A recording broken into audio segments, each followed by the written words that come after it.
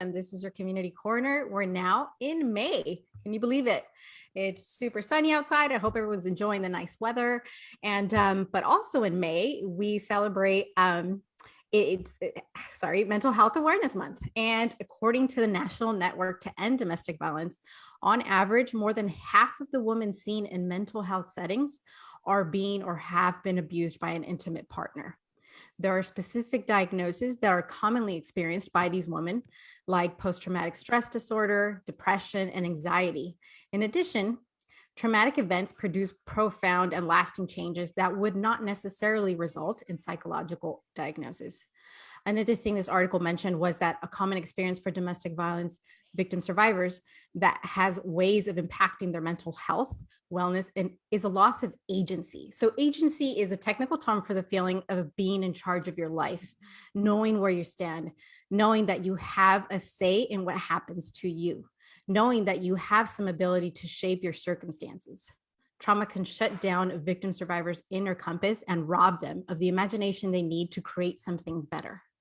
Today's special guest will be sharing with us her personal story of survival and the impact it had on her mental health wellness.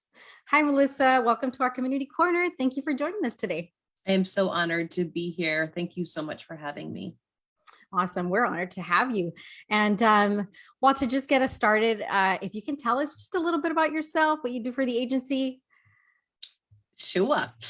So I'm a senior director at Community Solutions. I've been with the agency for 7 years, and I oversee professional development, so our training institute, and also organizational projects and initiatives. And then in real life, when I'm not at the office, I'm a mom of 2 girls, 12 and 4.5.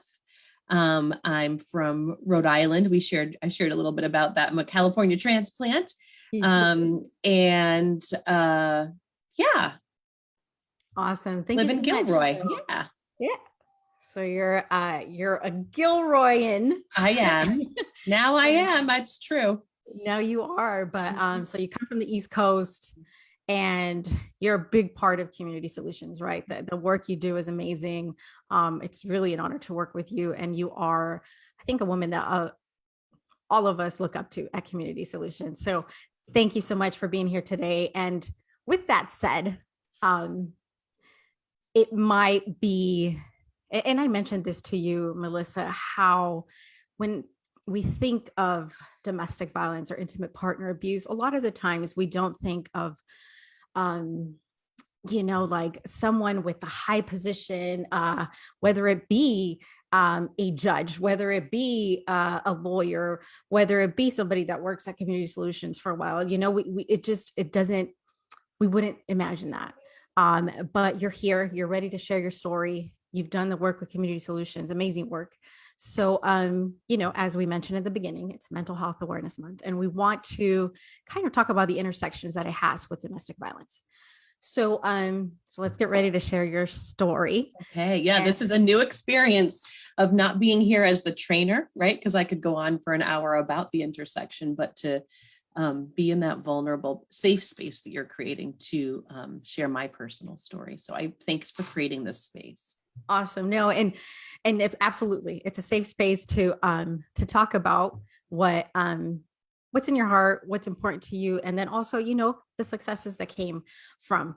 And so let's start off. If you can tell us maybe when the abuse occurred, how long ago did it happen, and for how long was it? Yeah, it wasn't that long ago, which I know was a bit surprising to you when I shared it with you.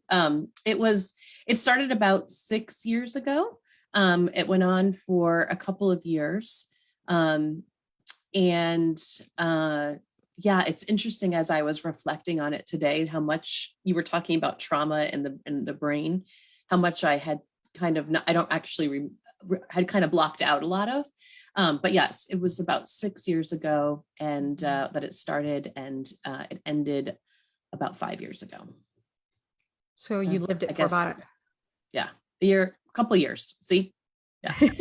For sure. Yeah. Yeah. I Well, and think, it lingered and lingered, you know, that cycle, it lingered. Yeah. yeah.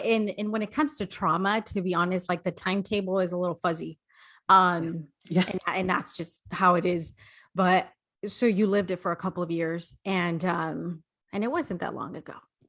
So, so Melissa, throughout those 2 years, can you share with us maybe what were some of the barriers that prevented you from leaving that relationship before the final out? Yeah. You 100% were on target when you talked about agency. So there were lots of things, but I definitely just resonated when you described um, feeling stuck, Mhm. feeling out of control. And I'm someone who likes control, if you ask anyone, my friends or family. So that Yeah. was an uncomfortable place to be, especially in my own life. I've kind of I'm an independent person. And so that was really uncomfortable for me. And I think it was it was the manipulation and certainly the emotional abuse that was happening, but also my fears and shame and embarrassment of not being successful in a relationship or letting someone in and move in, that I wasn't married to, or just different things that I was afraid to be judged. And so I thought I could take control and that I could truly actually, heal the trauma of my partner, Right. control the alcoholism of my partner and fix it. And that's not surprising coming from your background, right? Yeah. You've been in social work for how long, Melissa? It's been 22 years now. And so, yeah, at the time, I guess there was also just that denial, right? Like Yeah. I've been in this field for nearly 2 decades at the time, there's no way, like this can't be happening to me. I'm not them. I'm not who this happens to. I know I'm going to fix this. There's a lot of good pieces to, that wheel of, the Right. The honeymoon power and phase, control the wheel. power and control wheel. Yeah. I was just looking at it in a PowerPoint today, was like, Yes. I was there. Right. Yeah. And like you said, it was probably just that self-talk, like, I can potentially treat this as a client or as a patient, right? Where I know the steps to get this right. Yep. And I would you feel like a failure if you didn't get there? So that's why you kept at it, right? Like kept Mhm. at wanting to make it work, Mhm. right? And there's a lot of things involved with that. There's love, right? Obviously, Mhm. there's the time you spent with this person. So Mhm. of wanting to make it work. And like you mentioned, the power and control wheel. Mhm. He probably knew, right, that that was you, that came with you, and that's how he kept that control. Um, thank you for sharing that part. I think it's so important. Mhm. And that power and control wheel, like you said, you just saw it today. And there's so many little parts to it. You don't have to fall in every single category to say, well, I don't fall into this one, so that's not happening to me. No, you just need to basically fall into one. Yeah. And then, yeah. And, and, And and when you're in it, when I was in it, um, I look back now and think, oh my gosh, I knew from the very beginning, but I was in denial, made excuses, and then labeled, that can even label myself now of like, gosh, was I that desperate? And it's like, no, in the moment, it wasn't that. It was that manipulation, Mhm. and that fear, and then literally not knowing how to get this person out of my life, physically, literally Yeah, out safely because of all the threats. the And threats. had my daughter, a 6, 7-year-old home with me at the time, and so how to, um, just it was holding a lot. Yeah, yeah. It wasn't just you were worried about. It wasn't just you that well, I'll run, we'll see what happens, right? It's like there's so many things attached to this, um, that if it breaks off, what else is going to come like spiraling down. Yeah.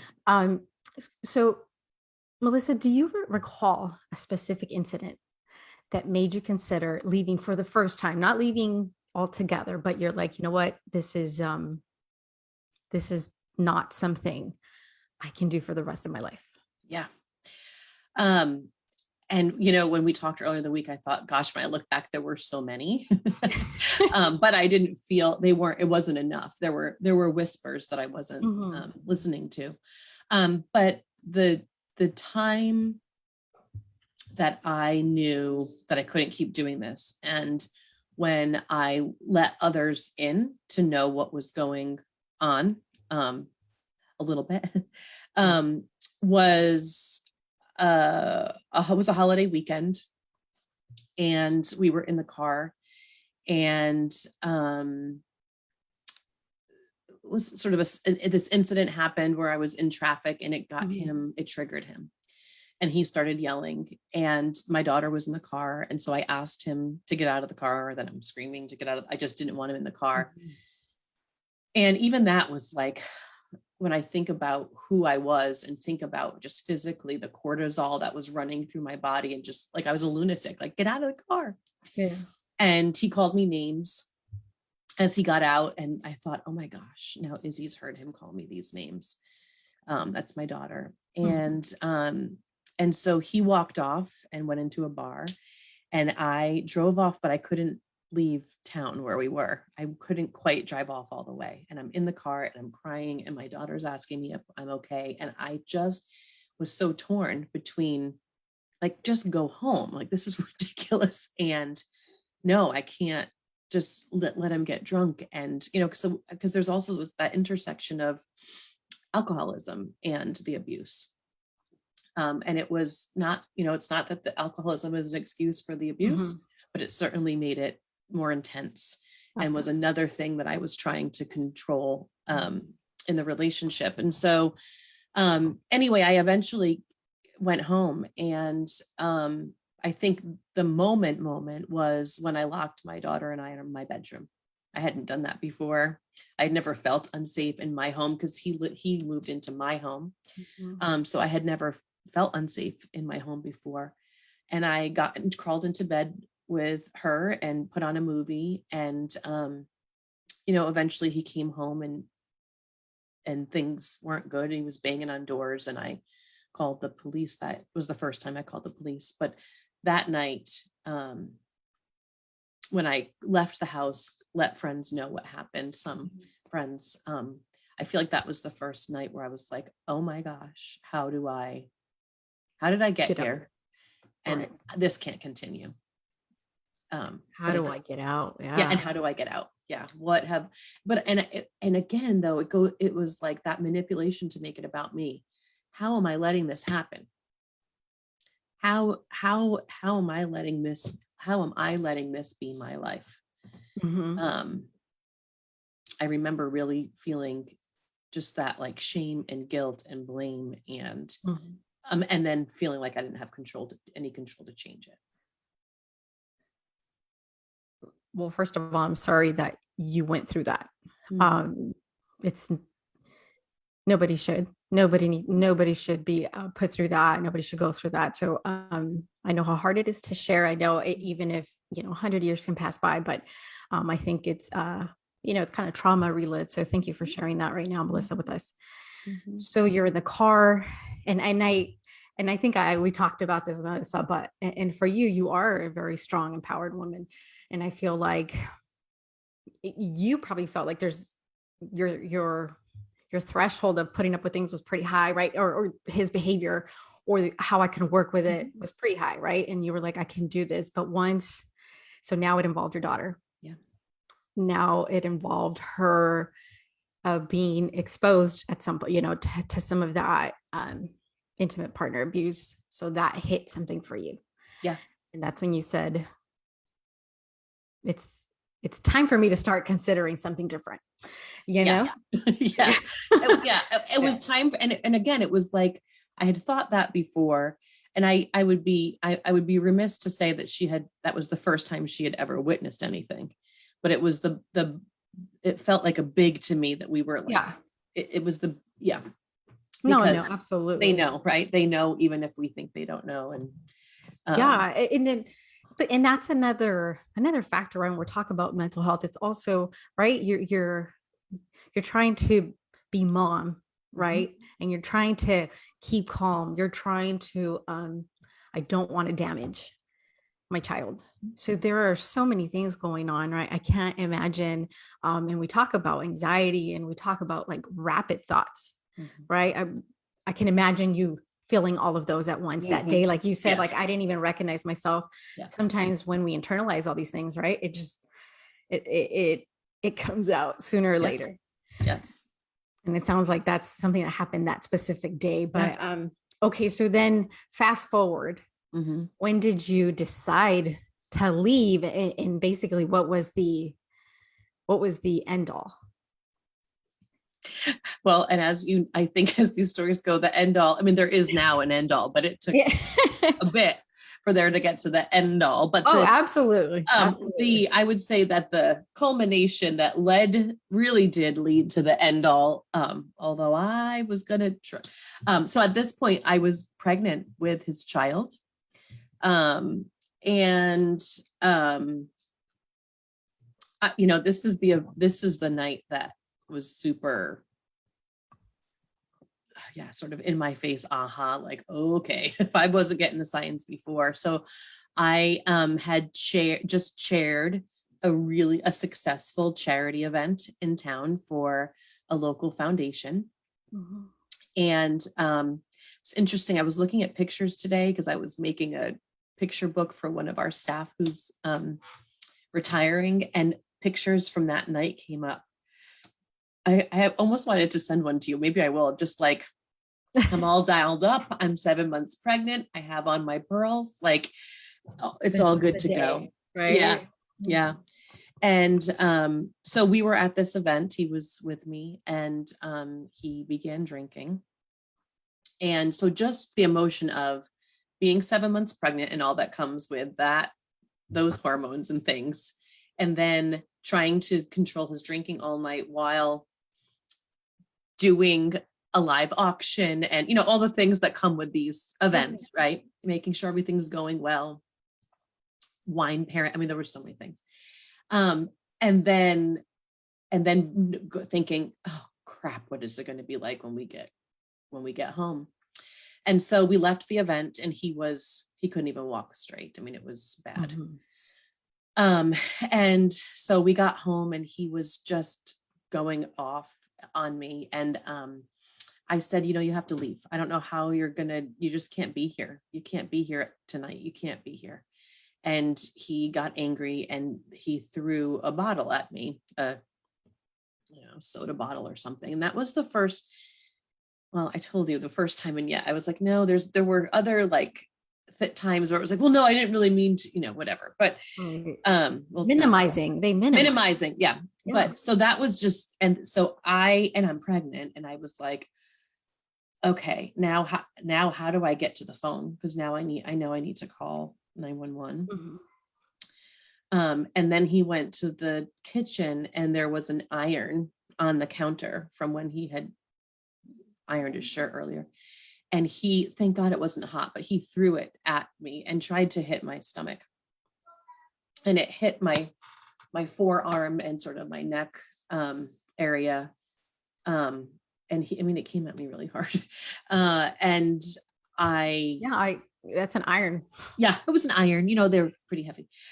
So I managed to be thankful. In some ways, it was good that he couldn't really get around quickly and couldn't really stand up. So I was able to run upstairs Yeah. and call 911. And the police came.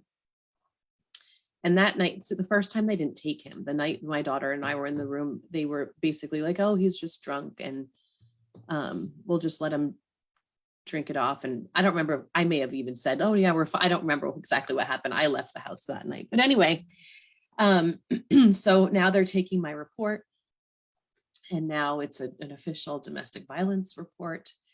And I'm sitting in my living room, and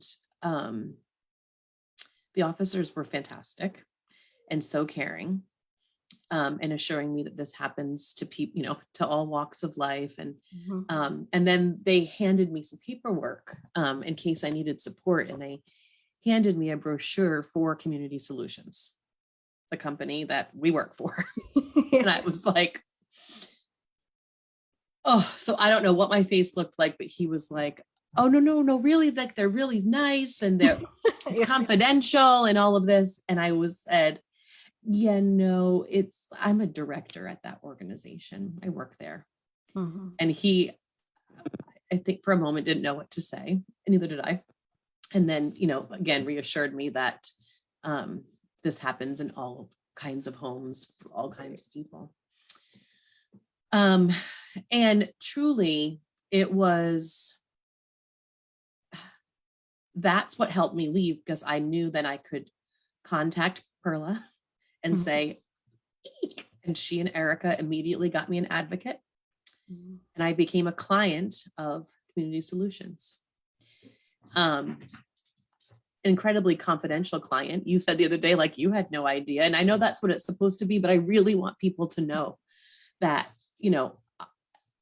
I became Jane Doe or whatever I became, Carol Smith. I mean, I have no idea. I don't even know. I couldn't tell you either. Couldn't tell me, right? But completely confidential. But my advocate came to my house and did everything with me that needed to be done, so that the DA, the district attorney, filed charges, and the district attorney filed the restraining order. Like, I just didn't have to do the things. Came to court with me. I only had to go once. I mean, thankfully, this wasn't a long, drawn out sort of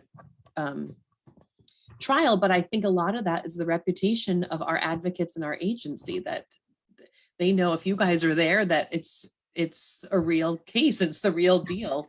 Because it certainly wasn't anything I did. And absolutely. It took guts to make that phone call. Well, you're right. I mean, I felt like I didn't have to do anything in the process except, yes, you're right. You are right. And so that ended I see how I like that. But then I was still having his child. So there was back and forth. He was there when we had our baby. Just that guilt of, how do I keep a father from his child? And the truth of the matter became that the power and control didn't stop. Mm-hmm. And it was not ever really about the baby. It was about the power and control of me. And now that was an even more vulnerable way to. Do you feel, Melissa, I'm just going to ask you right now that you're saying it was more the power and control, never about the baby really, but do you feel like, because you were, to be honest, your kids empowered you, right? Mm-hmm. Like, he felt like he was losing a little bit of that power and control now with your new pregnancy, a new child in the world. Do you feel like you felt that? It really could have been. I think, even he, right, his trauma in his own life, which is why I thought I could save it, right, led to this behavior, right? We say in the trauma informed, what happened to you? Yeah. Not what's wrong with you, but what happened to you that you're showing up in the world today. And again, it doesn't condone it, but there was no self-awareness, and there was narcissism, right, at play. And so nothing was ever about me or anyone else. It was the power. It was about the whatever he needed out of the power and control, mm-hmm.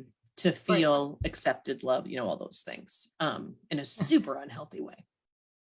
Funny, not funny, interesting, right? And talking to you, like, how you can see the different perspectives, right? Which I could see how in the relationship that just, my God, your brain was like doing this, right? Like trying to understand, trying to comprehend, trying to advocate even, probably. Yes. If we just do some mindfulness, go to some Reiki sessions together, we can fix the trauma. Be good. It's gonna be good. Oh man. Okay. Well, thank you for sharing that part, Melissa, which is when you, maybe the beginning of the end, which I know there was a lot of beginning of the ends, but it sounds like this was the part. Yeah. And this is interesting too, because I checked in with some of my girlfriends today that were really there for me at this period of time. And one of them said, I'm so glad you came to my house that evening. And I was like, did I sleep at your house that? I mean, I didn't even remember that I had done that. Trauma. And of course I do now that but it's just what that trauma. And so anyway, I also, and talking about that, so we talked a little bit about how your mental health was affected probably, during, and if there's more, please add, but what about after the fact, once you decided to write? Because I think there's sometimes a belief that once you leave, it's like you feel free, you just, everything you're good. Now, what was it in your case, Melissa? No, I was more scared when I left than I was when it was happening. And maybe not in those super intense moments, but then at least I felt in control. I knew where he was. I knew, right, when you end it, there's still unknown, right? Like just, I was more scared then because I had rejected, right? And then there's all that manipulation around that. Right. That so how it affected my mental health? Well, certainly depression and anxiety during the relationship. Mm-hmm. And then isolation. And I'm a social girl. House is always open to friends, love having people over dinner. I love going to events. And during that time, I was not doing all of that and was making a lot of excuses for it. And then just emotionally wasn't letting people in. So I wasn't talking about my relationship to my friends. I mean, afterwards, right, can find out they were all really, really worried about me. Yeah. But I wasn't giving them anything and was making lots of excuses. And so they loved me and supported me and, mm-hmm. kind of thing. And then I was at risk for postpartum depression. I had gotten it with my first daughter, so I certainly was at risk, but I had put so many safeguards in place to try not to have it impact me as much the second time. However, all of this happening actually had it kicked in before I even had her. So it was more of the perinatal mood disorder where the depression kicked in before I even gave birth. And then it was deep depression, unable to eat, really unable to get off the couch. Thank goodness had my circle of friends. I call my red tent, as they call it, women who, and coworkers who just came over. That's my dog. There's not. That's all right. I'm like, don't worry, there's no one here. I'm safe. It's my dog. Yeah. Who forced themselves to come over and literally had to take vigil 24/7. And that was after I got home from the hospital with my baby. When in the hospital, because he was there, I didn't let anyone in. I didn't let anyone come see my newborn baby. Can you imagine, like, your best friend person like has a baby, and I wouldn't let anyone. So a couple people came anyway, but I wouldn't let anyone come. We all have those friends. We all have, yeah, we all have. And I, I had my daughter's pediatrician, I think I was telling this, and nurses like literally squeezing my hand and hugging me, like whispering if I was okay. And I thought, oh my gosh, am I just really missing how bad this is? Like, this must be really bad because people are noticing, and I'm thinking that the door's closed. Anyway. Well, so, you just had a baby, like, how was I to know anything? Right. How was I to know anything? So I definitely, depression followed, and PTSD, quite frankly. PTSD, even now, and not as much, but if I see a vehicle that looks like the vehicle that he drove, every hair on my body, the cortisol goes, and so, and certain things, I just find the other day, my daughter, like your body remembers, of course. Your body remembers. And the other day, my daughter was standing behind, my 12-year-old was standing behind a door, and she like scared me, and I reacted like I and And I was like, oh my gosh. And I didn't say anything. She thought it was hysterical because she wanted that reaction out of me. But I realized it was, I could feel in my body that it was a total moment of PTSD. Wow. And not just my 12-year-old, jumping out from behind a door. So, And that all of that stuff is really and I say stuff, but like depression, anxiety, PTSD, it's so hard on your body. Right, Melissa, I can't imagine being pregnant and taking that toll on your body as well. Yeah. So that's a lot you had to go through. Yeah. So again, I can't thank you enough, right, for your vulnerability, for sharing this today with us. We're going to take, I want to say a quick break, but it's just to read some amazing messages for you. Okay. So we'll start off. Laura Wales, thank you for sharing your story with us. You're an inspiration. Genevieve Loxton, thank you so much. Your words resonate with me and your strength is inspiring. Debbie Reese, thank you, Melissa, for all you do. Patricia Mears, Melissa, thank you for sharing this. It brings back so many memories. So many people will relate to your story. I love you, dear friend. So glad to be by your side. And she was one of those red tenters who was here. Awesome. Yep. And she's still here. She is. Dimple Khosla Gupta, Melissa, thank you for sharing your vulnerable side. More power to you. Edith Andrade, Melissa, you're such a strong woman. Thanks for sharing your story. Thank you all for being here and supporting us, supporting Melissa here, sharing her story. So we left off talking about well, I can tell you about the body that, it's interesting. Because I think it's also, so important that so much of this happens within yourself, right? So much of it is in your head, in your whole, like you said, holding it in your body, and can be somewhat silent to most of the world, right? Because we do such a good job of showing up to things. Yes, I do. I'm really good at that. And I can attest to that. Yeah. After I had my daughter, I think I was sharing with you that I came into the office like a month later because her insurance was changing. It was just some kind of meeting. Oh yeah. And I had lost so much weight, not because I had any magic something post-pregnancy, but because of the depression. And so when I got there, people were like, Melissa, oh my gosh, you look so amazing. Oh my gosh. And I'm just, little do you know, I've eaten a wheat thin all week. And just that, right? Like people expect you to show up a certain way in the world because that's how you've always shown up in the world.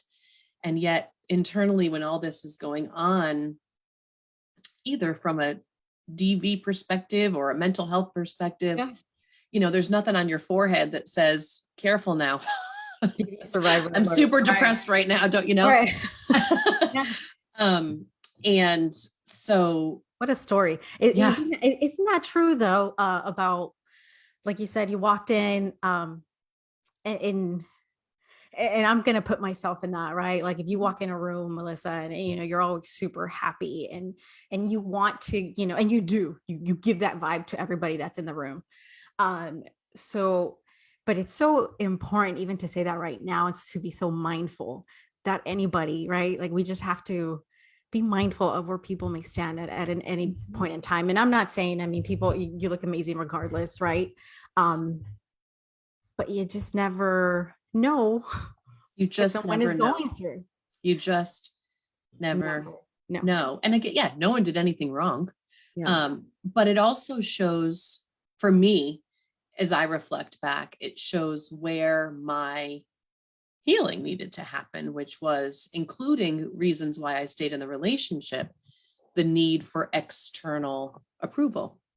Validation. I was doing an interview yesterday for the blog I was talking about. I'll share that at the end because I'm excited to share that. Yeah. Stay tuned. We got exciting news at the end. Of kind of how this all even got rolling and how the universe is handing me this journey.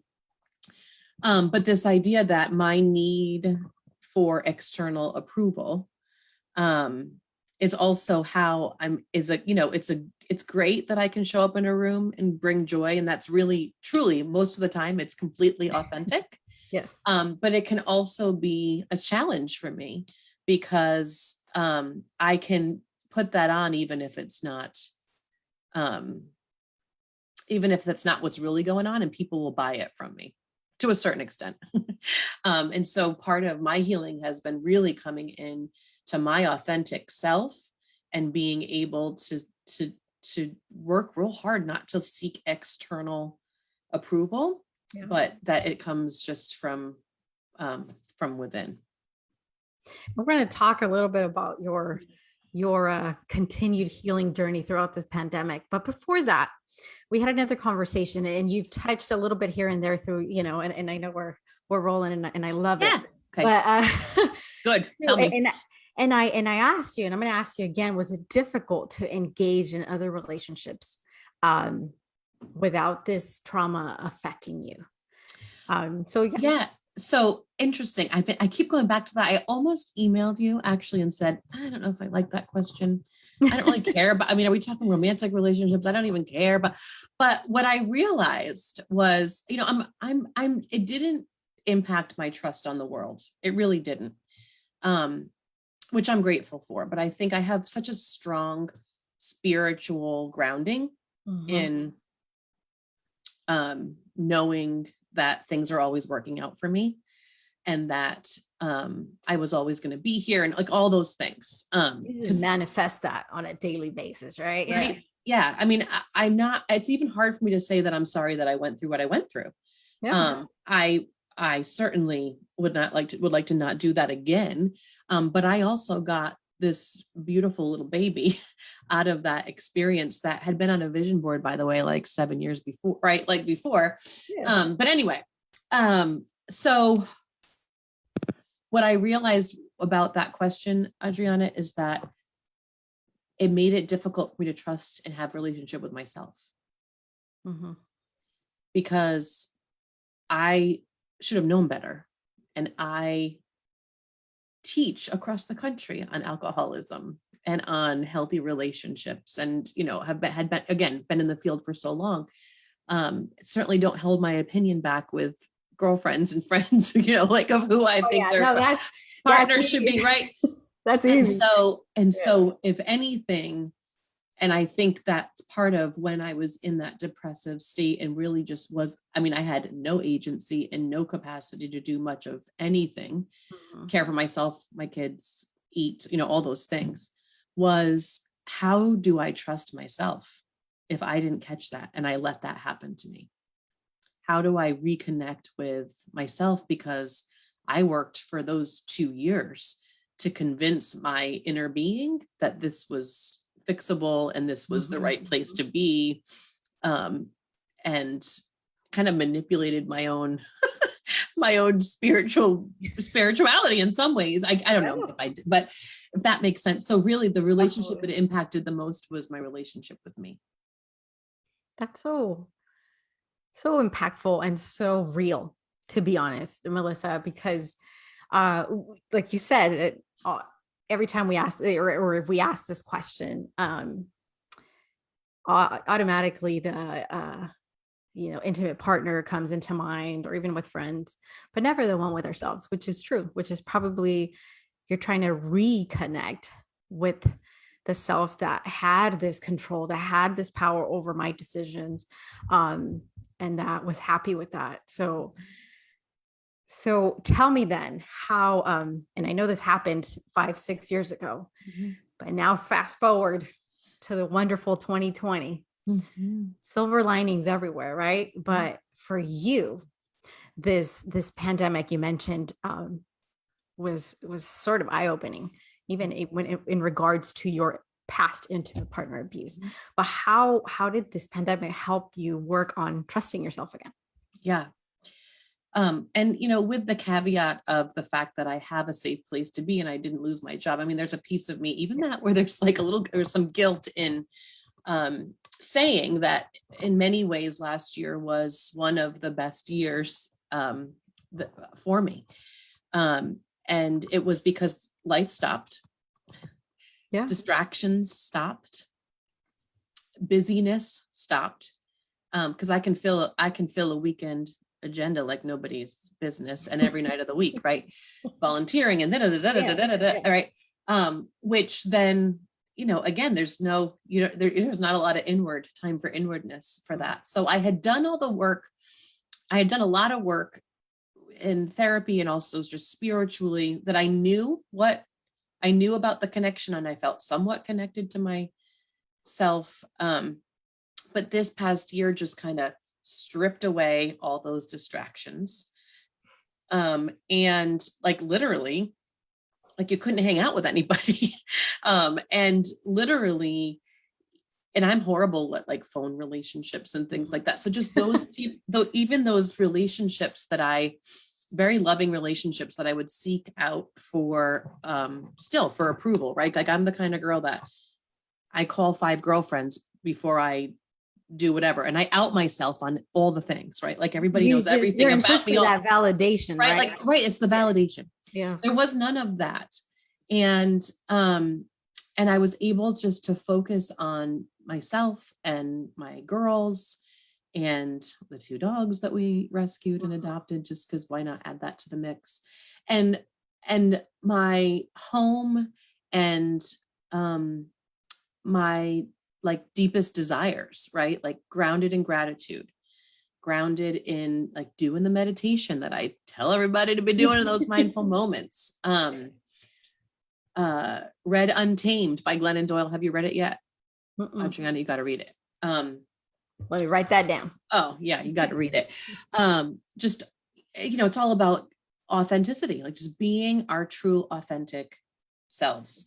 And so many times throughout this past year, we had to make decisions for ourselves. And sometimes people agreed with that decision, or some people didn't, right? Are you hanging out with people? Or are you not? Are you wearing a mask? Right? I mean, there are all of these things that it was like, yeah, we're just doing this life thing and slowing it down. And you had to really sit with yourself, Melissa. Yeah. That like you said, it's sometimes because we know all the stuff that goes on in there, especially late at night, and now to think that there's so many hours in a day. So that's why we try to keep ourselves occupied, right? I don't want to go there. So this is what I'm going to do.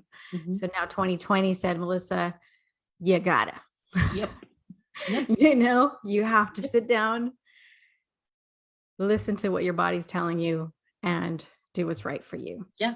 I'm really glad. And like you mentioned in the beginning, of course, this in no way, shape, or form, we understand the magnitude of the pandemic and how it destroyed so many people. And, some people did not have jobs. That it's not in reflection to speaking at that. We're just talking about your story and how this helped you right now.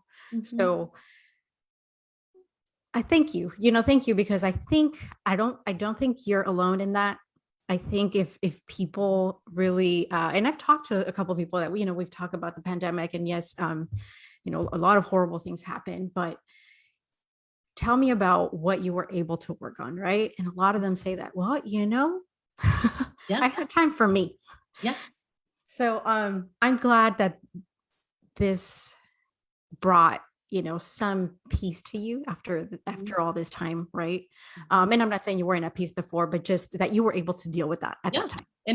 Certainly in a more authentic and more just like a deeper way that I know will sustain, not just as it's not a Band-Aid anymore. I guess I feel like it's really ingrained in who I am, not just not just a Band-Aid. And it's actually, still that explains it very well. Right. It's not a Band-Aid. It's like, it's not something that's just like covering something up. It's right. And it takes work, right? It takes work. Well, it does. Although I actually have this framed thing on my desk that said, it's actually not your work to make anything happen. It's your work to dream it and let it happen. So here, it takes practice, especially, talk about mindfulness. We talk about manifestations, right? And talking about just be kind to yourself, right? Yes. Like trying to what am I good at? What's in your heart and all these things. It takes practice for you to do this every day. We've talked about gratitude in the past in the community corner, right? And how to practice that.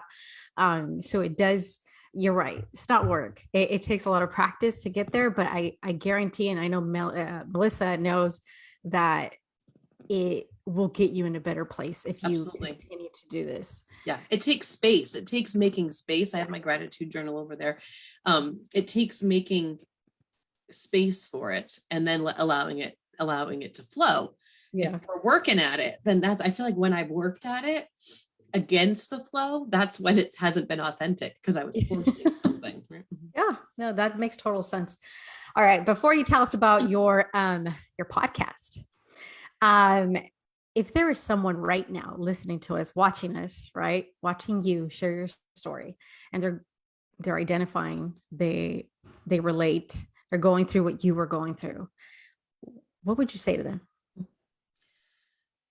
I would say that the inner voice is already telling them anything that they would want to know. It's already telling her, because my inner voice was already talking to me, and it was a matter of, I would have ended sooner. And again, I'm not shaming myself, but if I had listened to that inner voice, if I had trusted the people around me, that they weren't going to judge me, that there wasn't going to be shame, and just to know that there is help, even if you have no support around you, there's help, and it's easy help.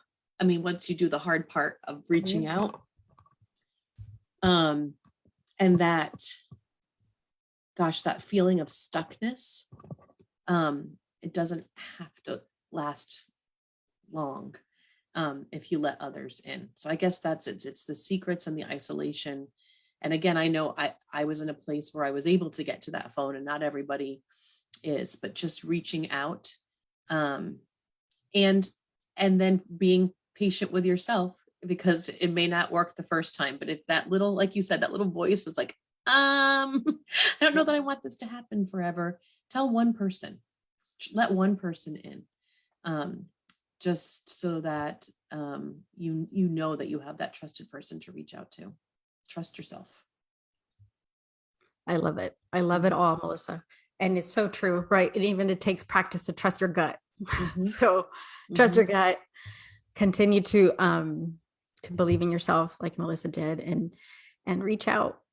And I know it's easier said than done. And I know that's hard to reach out to somebody, but like you said, if you let one person in at a time, I mean, you know who's closest to you. And then there are so many agencies right out there, like Community Solutions as well. If you're out of Santa Clara County or out of San Benito County, it's Community Solutions. If you're in the San Jose area, there's the YWCA. So there's a lot of agencies out there that are built specifically to help you. Yeah. So please reach out. Yeah. And it's a start, right? It's a start for you to regain that power and control that you perhaps lost a long time ago. All right. Well, thank you so much, Melissa, again, for sharing your story, for being here with us. And I'm so excited to hear about this new podcast that you're going to be leading. So tell us about that. Yeah. And more to come. I don't want to, it's not like this shameless like plug thing, but really it's just exciting about the work of our organization. You and I were getting all pumped up at the beginning of this, what I'm passionate about. And I know, and as an organization, it's not just about the people who walk through our doors that we're fortunate enough trust us to support them, but it's all of us. And I think, looking over, especially this past year with COVID and racial injustice and the hate crimes against the Asian American community, and just so much happening in the world, right? The world, that we all have a story. We all have traumas that we've experienced. And it's another thing that when I interviewed someone yesterday, and it's not a competition. It's not a competition did they have it worse than me? And so I don't have a right to complain or tell my story or to share or to have attention. I mean, that was part of my hesitation. Like, I didn't want to take the airwaves up when we serve so many women who go through so much more than I did, but it's not a competition. No. And So the idea is to start a conversation beyond those of us who are already part of this conversation on trauma and resilience, and particularly to bring it to corporate America, to realize that in every workforce, in every walk of life, there are people who are currently living with intimate partner abuse or with addiction or have survived childhood sexual trauma or any of those things that can be easily triggered in the workplace. And Yeah. so how do we just make these conversations safe? And so the podcast is called Pathways to Resilience, and it's going to be launching on LinkedIn in August. And we're starting at the end of this month with a blog. So we'll be sure to share it with you. And it's about talking with people about their stories, kind of like what you did today, about the story, but more about how did they build their resilience? How did they bounce forward? Yes. And kind of getting a playbook about it, right? Like how do we learn from people's paths to resilience about how to build our own? And it's just been this really magical process. It was all about trying to market our the trainings that we do, and then you contacted me, and I was like, because it was through that process that I realized I think I have to tell, if I'm going to ask other people to tell their story, I really felt drawn to share my own, because for sure. Yeah, and drawn because it's about a we, right? I was saying it, I keep saying it's not us and them, it's a we. And all right, so I put it on my Facebook page earlier, but I want to read this to you. So this is The Path Made Clear by Oprah Winfrey. Okay. And it's different quotes from people. And this is from Glennon Doyle at the bottom of it, but I think you're going to love this. And it said, she says about sharing her own story, where she just kind of put it on social media one night and pressed enter. She said, this truth telling is something that can unlock people. I felt connected, like the real me to the real other people. And I think healing for ourselves individually, but also healing for our world, is about the real us connecting with the real other people, and not the inauthentic other people that then we're hiding all this stuff underneath. Totally. I'm so excited about this podcast, to be honest. That's super exciting. Like you said, there, we have this live two times a month. And, we get these really powerful stories like yours, Melissa. There's a few other survivors that have come on and shared their stories, but just like you, and like you said, it is zero competition. Even when they come on, you can feel the impact it's had on each and every one of them. You can't measure that. And to have more people be able, like you said, and it may be because, in a podcast, it just feels, sometimes when you come on live, I don't know, it's a little different than when you're on the podcast. Oh, I was terrified to come on, but here I am. Yeah. It's a little, and it's, we don't do this every day. So, especially if you're going to share something like that, right. Which is something very, right, intimate to you, and it's a trauma that you went through. So, I feel like a podcast is an amazing platform to have people feel safe and be able to share these stories, like you said, real stories with real people, that can learn from one another on how on their road to resiliency, and if you built that on a daily basis. But that's amazing. Yeah. Amazing. Congratulations on that. Thank you. I'm excited. I'm super excited. Yeah. This is my first time telling my story. So that's the other thing. Like I don't do this dog and pony show. I mean, only the people that are closest to me. So this morning last night I didn't sleep very well. I was like, but I just want to thank you for inviting me and for just creating this space, because I feel some sort of energy I've released something during this hour with you. And I just, I thank you.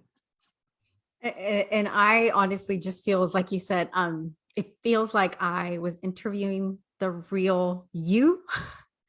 And I'm definitely being authentic. This is me as well. And I just feel like, it's so, important to do that for our community so that they can relate, so that they know that, you know, the people that help you, the people that work in community solutions, all shapes, colors, sizes, genders, um, we all have, you know, a story to tell. We all have something that empowers us to also be able to help you, to also be able to connect with you just at an entire different level. Mhm. So thank you again, Melissa, for coming on. I hope this is not the last time you're on here. And I know you'll hear more about the podcast. Stay tuned, my friends. Mhm. Yes. Probably July and August, right? Oh yeah, it's coming. The blog's yeah, it's coming. Yeah. So again, thanks a ton, Melissa. And for everybody out there, thank you for joining us today. I hope you you enjoyed our live today. It was amazing. But we're here twice a month, but we'll be here again in 2 weeks, 4 p.m. in Spanish, 6 p.m. in English. Our offices are still open. You can walk in. We have Hollister, Gilroy, and Morgan Hill, and we are open from 9 to 5.